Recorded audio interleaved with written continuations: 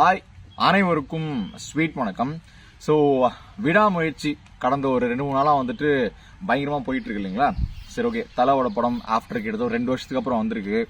நம்ம யூஸ்வலாக இந்த அதிகமாக சினிமா விஷயங்கள்லாம் வந்துட்டு பேசாமல் இருந்தோம் இது வரைக்கும். ஸோ இதுக்கப்புறம் கொஞ்சம் நம்மளும் வந்துட்டு சினி ஃபீல்டில் இருக்கிறதுனால கொஞ்சம் அடிக்கடி அந்த நியூஸும் பார்க்கலான்னு சொல்லிட்டு தான் வந்துட்டு இப்போ திருப்பியும் அதை வந்து எடுத்திருக்கோம். ஓகே, நம்ம ரொம்ப டிலே பண்ண வேணாம். இந்த வீடியோவில் விடாமுயற்சி படத்தை பற்றின ரிவ்யூன்னு சொல்ல முடியாது, நல்ல ஒரு டிஸ்கஷன்னு சொல்லலாம்.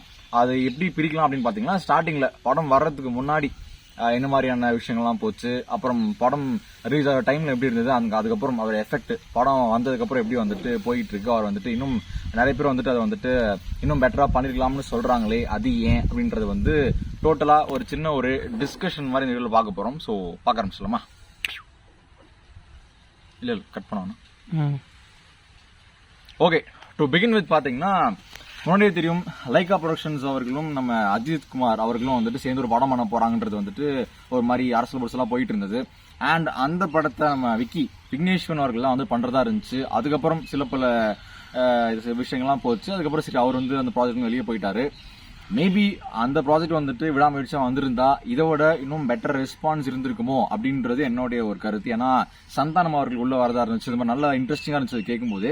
அதுக்கும் விடாமுயற்சி நல்லா இல்லையான்னு கேட்டீங்கன்னா நான் வந்துட்டு போக நான் சொல்றேன். ஃபைன்.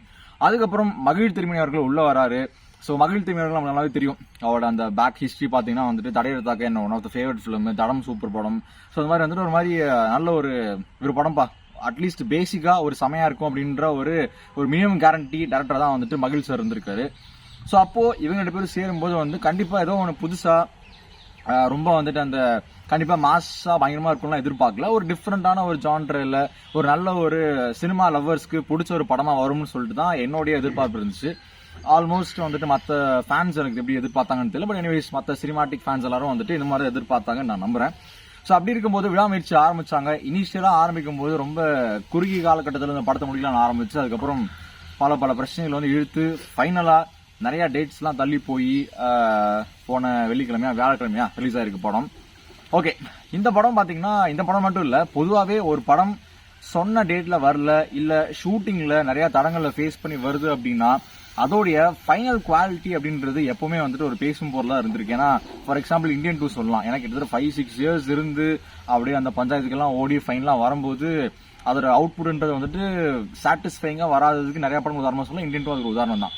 அதே மாதிரி தான் விடாமுயற்சியும் நிறைய விதத்துல வந்துட்டு பிரச்சனைகள், ப்ராப்ளம்ஸ், அதெல்லாம் சொல்லி முடிச்சு ஃபைனலாக வரும்போது மேபி படம் வந்து இப்போ நிறையா ஒரு மாதிரி நெகட்டிவ் ரிவ்யூஸும் வருது, பாசிட்டிவும் வருது இல்லைங்களா? பட் அந்த நெகட்டிவ் ரிவ்யூஸ்க்கு மேபி இந்த ஒரு கால தாமதமும் காரணமும் சொல்லிட்டு ஒரு கேள்வி எழுப்ப தோணுது. ஏன்னா ஒரு ப்ராஜெக்ட் கரெக்டாக டிசைன் பண்ணி அதே மாதிரி போச்சு, அதே ஸ்பீடில் போய் முடிச்சா ஆப்வியஸா ஒரு சின்ன தரங்கள்லாம் வரதான் செய்யும். பட் எனிவேஸ் மேஜர் செட்பேக் எதுவுமே இல்லாமல் படம் வரும்போது அவங்க நினைச்சது எடுக்க முடியும், அவங்க மைண்ட் செட்டும் கரெக்டாக இருக்கும். ப்ராப்ளி அவங்க என்ன வந்துட்டு ப்ரீயா பிளான் பண்ணாங்களோ அதை கரெக்டாக எக்ஸிக்யூட் பண்ணி அதை வந்துட்டு வெளியே கொண்டு வர முடியும். ஆனால் விடாமுயற்சிக்கு அந்த ஒரு பிரச்சனையும் முதல்ல இருந்து இருந்துச்சோ, ஏதோ ஒரு லைகா அவர்களுக்கும் சரி, அஜித்குமார் அவர்களுக்கும் சரி, மகிழ் அவர்களுக்கும் சரி, ஏதோ சம் ப்ராப்ளம் போயிட்டே இருந்துச்சோ, ஒருவேளை வந்துட்டு அதுவும் ஒரு காரணமோ, இந்த படத்துக்கு வந்துட்டு நெகட்டிவ் விஷயங்கள்லாம் வரதுக்கு எதுவும் ஒரு காரணமா போச்சோன்னு சொல்லிட்டு யோசிக்க தோணுது. Fine, okay. இந்த பிரேக் டவுன் அப்படின்ற ஒரு படத்தை வந்துட்டு நாம வந்து ரீமேக் பண்ண போறோம் அப்படின்னு சொல்லிட்டு பேசிக்கா வலைபேசில தான் சொல்லியிருந்தாங்க இல்லையா? அது மூலம் எனக்கு தெரியும். ஸோ அப்படி பார்க்கும்போது அதோட ரீமேக் அப்படின்னு ஒரு மாதிரி அபிஷியலாக அவங்க சொல்லலை அப்படின்னாலுமே அது தழுவி எடுக்கப்பட்டது அப்படின்னு வரும்போதும் வந்து ஓகே, அப்போ அது அஜித் சார் அப்படின்னா அது எப்படி இருக்குன்ற மாதிரி நிறைய கதையெல்லாம் போயிட்டு. இன்ஃபேக்ட் நான் பார்த்தீங்கன்னா எனக்கு பர்சனலாக நான் வந்து விஜய் நான் ஃபேனு, நம்ம சேனலை ஃபாலோ பண்ணுறவங்க தெரிஞ்சிருக்கும். பட் அஜித் குமார் அவர்கள் அவ்வளோ படம் கடைசியாக ரொம்ப விரும்பி பார்த்த படம் எதுன்னு கேட்டிங்கன்னா என்ன இருந்தால், ஏன்னா எனக்கு ஆஸ் ஒரு சினிமா ஃபேனா அது வந்து ஒரு பெர்ஃபெக்ட் பிளெண்டா இருந்துச்சு. மாசிக்கேற்ற கிளாஸான ஒரு விஷயமும் போயிட்டு இருக்கும். அவளோட லவ் ஆங்கிள் சைடு வந்துட்டு ரொம்ப நாளா வந்துட்டு அன்எக்ஸ்ப்ளோர்டா இருந்துச்சு. அதுக்கும் ஒரு ப்ராப்பரான விஷயமா இருந்திருக்கும். அந்த அப்பா பொண்ணுன்ற சென்டிமெண்ட்டும் சூப்பரா ஒர்க் அவுட் ஆயிருக்கும். எனக்கு பர்சனலா கடைசியா வந்த ஏகே சார் அவர்கள் படங்கள்ல என்ன இருந்தாலும்ன்றது வந்து கண்டிப்பா வந்துட்டு ரொம்ப பிடிச்ச படமா இருந்துச்சு. பட் ஆனால் அது ஆப்வியஸா ஃபேன்ஸுக்கு பெருசா பிடிக்கல. அதே மாதிரி தான் விடாமுயற்சி நான் வந்துட்டு சொல்ல விரும்புறேன். எனக்கு பர்சனலா பாத்தீங்கன்னா எனக்கு ஃபர்ஸ்ட் ஹாஃப் ரொம்பவே பிடிச்சிருந்தது. செகண்ட் ஹாஃப்ல என்னதான் ஒரு சில விஷயங்கள் வேற மாதிரி பண்ணிருக்கலாம் அப்படின்ற ஒரு இது இருந்தாலுமே வந்துட்டு ஓவராலா நல்லா தானே இருக்கு. நல்லா டிஃப்ரெண்ட் அட்டம், ஒரு பெரிய ஹீரோ இந்த அட்டன் பண்றதுக்கே வந்துட்டு ரொம்ப பெரிய விஷயம். ஆனா பண்ணிருக்கா அப்படின்ற விஷயங்கள் இருந்தாலுமே எனக்கு அதுல சில டிராபேக்ஸும் சில பல என்னுடைய கருத்தா நான் சொல்றேன். நான் ஒன்னும் படத்தை பத்தி குறைலாம் சொல்ல விரும்பல. ஆப்வியஸா வந்துட்டு அந்த படம் வேஸ்ட் அட்டர் வேஸ்ட் சொல்லலாம் டெஃபினட்டா அப்படிலாம் கிடையாது. டெஃபினட்டா படத்தை வந்துட்டு கண்டிப்பா போய் தியேட்டர்ல வாட்ச் பண்ணலான்றத என்னுடைய ஒரு கருத்தை நான் வந்து சொல்லுவேன். Fine, okay. இப்போ சரி ஓகேடா, ஸ்டார்டிங்ல இருந்து நெகட்டிவ் என்னமோ அடிக்கடி சொல்லிட்டே இருக்குது, அது என்ன மேட்டர்னு கேட்டிங்கன்னா, முதல்ல இருந்தே இந்த படத்தை வந்துட்டு பொசிஷன் பண்றதுன்னு சொல்லுவாங்க. அதுக்கு நல்ல ஒரு பேட் எக்ஸாம்பிளான கங்குவாவை சொல்லலாம். ஏன்னா படம் ஒன்று இருக்கு, அதை தாண்டி ஒரு விஷயத்த வந்து நம்ம போய் பொசிஷன் பண்ணும்போது படம் ரிலீஸ்க்கு அப்புறம் அதுவே பேக் ஃபேரா மாறுது. அது கங்குவாவை நம்ம பார்த்தோம். சேம் விடாமுயற்சியிலும் எனக்கு என்ன பிடிக்கல அப்படின்னா, என்னதான் மகிழ் சார் வந்து அவரோட இன்டர்வியூஸ்ல வந்துட்டு இது நீங்க எதிர்பார்க்குற மாதிரி அஜித் சார் படம் கிடையாது, அந்த மாஸ் இருக்காது, பேங்கான இன்டர்வல் இருக்காது, ஆனாலும் உங்களை சாட்டிஸ்ஃபை பண்ணணும்னு சொல்லிட்டு இருந்தார் இல்லைங்களா. அப்போ அதுக்கு ஏற்ற மாதிரியே ஃபார் எக்ஸாம்பிள் அவர் வந்து ஜான்ரர் ஸ்பெசிஃபிக்காக போறாரு அப்படின்னா, லெட்ஸ் டேக் அன் எக்ஸாம்பிள். இப்போ பாபநாசம் எடுத்துக்கலாமே. பாபநாசம்ன்றது ஒரு ஜான்ரே ஸ்பெசிஃபிக்கு பயங்கரமான ஒரு எக்ஸாம்பிளோட இருக்கிற ஒரு படம். ஏன்னா வந்து கமல் சார் அவர் அந்த ஸ்டாண்டர்டுக்கு பயங்கரமா மாஸ் அதெல்லாம் பண்ணாம, ஆப்வியஸா கமல் சார் வந்து டிஃப்ரெண்டான பேர் போனவர் தான். பட் இருந்தாலும் பாபநாசம் எக்ஸாம்பிள் வச்சுக்கிட்டோம் அப்படின்னா, அல்லது நண்பன் இதெல்லாம் எக்ஸாம்பிள் வச்சுட்டோம் அப்படின்னா வந்துட்டு அந்த ஜான்ரேக்கு என்ன தேவையோ அது மட்டும் தான் இருக்கும். இப்போ ஃபார் எக்ஸாம்பிள் விடாமுயற்சியும் வந்துட்டு ஒரு மேபி ஒரு ஸ்லோ பர்ன் த்ரில்லர்னு சொல்லலாமா. ஸோ அப்படிப்பட்ட அந்த ஜான்ராக்கு என்ன தேவையோ அதை மட்டுமே வந்துட்டு ஃபோக்கஸ் பண்ணி ஃபுல் அண்ட் ஃபுல் அதுக்குள்ளே அடக்கிருக்கலாம்னு தோணுது. ஆமாம், படம் அப்படிதான் இருந்துச்சு. படத்தில் அஜித் சார் அடி வாங்குறாரு, பெருசாக மாஸ் இறக்கலாம் பேசல. அப்போ என்ன அவனுக்கு பிரச்சனைன்னு கேட்டிங்கன்னா, எனக்கு மெயின் பிரச்சனையே பட்டது அந்த பத்திக்கிச்சு பாட்டு தான். ஏன்னா பத்திக்கிச்சு பாட்டு வந்ததுக்கப்புறம் அஜித் ஃபேன்ஸ் அவர்களாகட்டும் இல்லை காமன் ஆடியன்ஸ் அவர்கள் எல்லாருக்கும் ரொம்ப பிடிச்ச பாட்டாக இருந்துச்சு. எல்லாம் ஸ்டேட்டஸில் வந்துட்டு அப்படியே பயங்கரமாக மாசா வெறியேற்றி போட்டுக்கிட்டு இருந்த ஒரு பாடலாக இருந்துச்சு.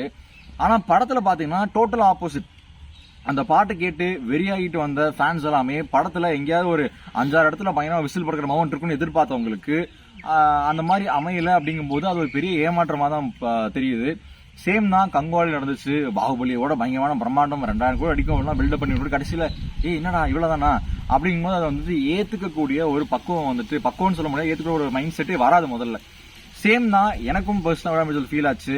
அவங்க ஒருவேளை பத்திக்கிச்சு பாட்டுலாம் ரிலீஸ் பண்ணாம மேபி ஒரு இன்டர்நேஷனல் படமாவே ட்ரீட் பண்ணி வரலாம், ஒரு ஸ்கோரோட பயங்கரமா, அதாவது வந்து டிஃப்ரெண்டா வேற ஏதாவது வந்து பண்ணி, இல்லைங்க அது படமே இப்படிதான். எப்படி பாபநாசம் படத்துல அந்த கேரக்டர், அந்த சுயம்பலிங்கம்ன்ற கேரக்டர் வந்து பாத்தீங்கன்னா வந்துட்டு அவங்க ஃபேமிலிக்கு அவ்வளவு நடக்கும். அப்ப ஒரு ஆஸ் அ ஃபேனா நமக்கே தோணும், அடிங்க போய் சாத்துங்க அந்த போலீஸ்காரன் தோணும். ஆனா அதுல கமல் சாரோட அந்த கேரக்டர், அந்த சுயம்பலிங்கம் கேரக்டர் எதுவுமே பண்ணாது. ஓகே, காமன் என்ன பண்ணுவான், அடிதான் வாங்குவான், அவன் அடிக்க முடியாதுன்னு சொல்லிட்டு பர்ஃபெக்டா பண்ணிருப்பாங்க. ஒரு கட்டம் வரைக்கும் ஏகே சாரும் இந்த படத்துல அப்படிதான் இருக்காரு. நான் ஒரு காமன் மேன், எனக்கு பெருசா அந்த ஃபைட்டிங் இதெல்லாம் தெரியாது, நான் அப்படிதான் இருக்கு அப்படிங்கும்போது திடீர்னு கிளைமேக்ஸ்ல வந்துட்டு பத்திக்கிச்சு பாட்டை போட்டு திருப்பியும் ஒரு நல்லா தானே போயிட்டு இருந்தது, திருப்பி ஏன்டா அந்த ஒரு ஹீரோ சாட்டிஸ்பாக்சன், ஒரு ஹீரோ வர்ஷிப் ஏன் வருதுன்ற மாதிரி எனக்கு ஃபீல் ஆச்சு. இன்ஃபேக்ட் பெருசா ஹீரோ வர்ஷிப் இல்லைனாலுமே வந்துட்டு எனக்கு மேபி இன்னும் அந்த ஜான்ராக்குள்ளேயே போய் கொண்டு போய் முடிச்சிருக்கலாமோன்ற மாதிரி தான் எனக்கு தோணுச்சு. ஸோ மேபி அந்த ஜான்ரா பிடிச்ச ஜான்ரா கரெக்டாக அதுலேயே ட்ராவல் பண்ணாமல் திருப்பியும் ஒரு மாசம் கொண்டாந்து உள்ள சேர்த்து தான் எனக்கு வந்து ஒரு பெரிய ட்ராபேக்காக வந்து தெரிஞ்சிச்சு. அதே மாதிரி டு கம்பேர் பார்த்தீங்கன்னா வந்துட்டு செகண்ட் ஹாஃப் ஃபர்ஸ்ட் ஹாஃப்னு பிரிச்சு பார்க்குற கலாச்சாரம் அப்படி வந்துருச்சு இல்லையா. அப்படி பார்க்கும்போது ஃபர்ஸ்ட் ஹாஃப் எனக்கு நல்லாவே ஒர்க் அவுட் ஆச்சு. இன்ஃபேக்ட் செகண்ட் ஹாஃப்லையுமே வந்து ஒரு குறிப்பிட்ட இது வரைக்கும் எனக்கு நல்லா தான் போயிட்டு இருந்தது, நல்லா போயிட்டு இருக்குன்னு இருந்துச்சு. அதுக்கப்புறம் கதை வந்து கொஞ்சம் இன்னும் அடுத்தடுத்து என்னன்னா வாட் இஸ் ஹேப்பனிங்ற ஒரு பரபரப்பு வராமல் போயிடுச்சோன்ற மாதிரி தோணுச்சு. அண்ட் ஆப்வியஸாக கிளைமேக்ஸும் வந்து கொஞ்சம் பரவாயில்ல முடிச்ச மாதிரி இருந்துச்சு. இந்த மாதிரி சில பல நெகட்டிவ்ஸ் இந்த படத்தில் இருக்கு. சரி ஓகேடா, ஃபைனலா இந்த வீடியோ மூலமா என்ன சொல்ல வர அப்படின்னு கேட்டீங்கன்னா, விடாமுயற்சி மாதிரியான ஜான்ரா ஸ்பெசிபிக் அப்படின்னு சொல்லப்படுற படங்கள் டெஃபினட்டா பெரிய ஹீரோஸ் எல்லாம் வந்து கண்டிப்பா பண்ணணும். ஏன்னா எப்பவுமே ஒரு இண்டஸ்ட்ரியில நான் ஆல்ரெடி சொல்றதுதான், பெரிய ஹீரோஸ் படங்கள் அவங்க ஏதாவது டிஃப்ரெண்டா ட்ரை பண்ணா அது பயங்கரமா சக்சஸ் ஆனாதான் அதை பிடிச்சி கீழே மற்ற சில படங்கள்லாம் வந்து அதை பார்த்து ட்ரை பண்ணுவாங்க. ஸோ அப்படி இருக்கும்போது ஜான்ரே ஸ்பெசிபிக் படங்கள் பெரிய ஸ்டார்ஸ் ட்ரை பண்ணணுமா அப்படின்னு கேட்டீங்கன்னா கண்டிப்பா ட்ரை பண்ணணும். ஆனா அது வந்து ஒரு பியூரா அந்த ஜான்ராக்கு வந்துட்டு ஒரு என்ன சொல்றது, ஒரு டெடிகேஷன் மாதிரி ஃபுல் அண்ட் ஃபுல் அந்த ஜஸ்டிஸ் ஃபைன் ஜஸ்டிஸ் வந்து கொடுத்து பண்ணா இன்னும் பெட்டரா இருக்கும்னு சொல்லலாம். எனக்கு ஏன்னா நிறைய ஸ்டார்ஸ் வெளியே பண்ணியிருக்காங்க ஃபியூச்சர்லயும், சாரி பாஸ்ட்லயுமே. For example Ajith sir Mugavari படங்கள் சொல்லலாம். அஜித் சாரோட முகவரி படம் எனக்கு பயங்கரமான ஃபேவரட்டான படம். ஏன்னா ஜான்ரா எடுத்துக்கிட்டா அதுக்கு அவ்வளவுதான், அது மட்டும் தான் இருக்கும். விஜய் சாருக்கு சச்சின் சொல்லலாம். சச்சின்லாம் இன்ன வரைக்குமே விஜய் சார் ஃபேன்ஸ் அல்லாது எல்லாருக்குமே காமனா ஜென்ரலா பிடிச்ச படம். ரஜினி சாருக்கும் நிறைய படங்கள் அது மாதிரி இருக்கலாம். சந்திரமுகி சொல்லலாம். ஏன்னா 2 ஃபைட் இருந்தாலுமே சந்திரமுகின்ற பேரே வந்து ரஜினி சார் பேரு கிடையாது. சந்திரமுகி யுனிவர்சல் ஃபேவரட்ல அது வந்துட்டு ஒரு மாதிரி ரஜினி சார் வந்து அதுல மெயினாக இருக்க மாட்டார். ஆக்சுவலா ஒரு டாக்டரா வருவாரு போவாரு, அங்கேயும் இருப்பாரு, அவர் சுத்தி இருக்குமே தவிர பட் எனிவேஸ் அவரோட மெயின் ரோல இருக்க மாட்டார். ஸோ அந்த மாதிரி வந்துட்டு ஜான்ரா ஸ்பெசிபிக் படங்கள் வரணும்ன்ற என்னோட ஆசையும். ஆனா அது இன்னும் கொஞ்சம் ஜான்ராக்கு ஜஸ்டிஸ் பண்ணி இன்னும் ப்ராப்பரா பண்ணா டெஃபினட்டா தமிழ் சினிமாவும் வந்துட்டு நம்ம எய்ம் பண்ற அந்த 1000 கோடிகள் அதெல்லாம் வந்து வாய்ப்புகள் இருக்குன்னு நம்புறேன். ஏன்னா அமீர் கான் சார்லாம் ஒரு டைம்ல பண்ணிட்டு இருந்தாரு. அக்ஷய் குமார் நம்ம இப்ப நிறைய கலாய்க்கிறோம், கிலாடின்னு பேரை போட்டு கலாச்சிருக்கு. பட் இனிமேல் அவரும் ஒரு காலகட்டத்தில் பயங்கரமாக பண்ணார், அவர் படங்கள்லாம் பயங்கரமாக போயிட்டு இருந்துச்சு. ஆனால் திருப்பியும் இப்போ அந்த ஒரு மாதிரி வைலன்ஸு கில்லிங் ரத்தம்ன்ற வந்ததுனால அதெல்லாம் மறந்துட்டாங்க என்னமோ தெரியல. ஸோ திருப்பியும் ஜான்ரா ஸ்பெசிஃபிக் படங்கள் வர்றது வரவேற்கத்தக்கதுன்னு சொல்லிட்டு இந்த வீடியோ நான் முடிச்சுக்கிறேன். ஸோ உங்களுடைய கருத்துக்களை கீழே கமெண்ட் பண்ணுங்கள்.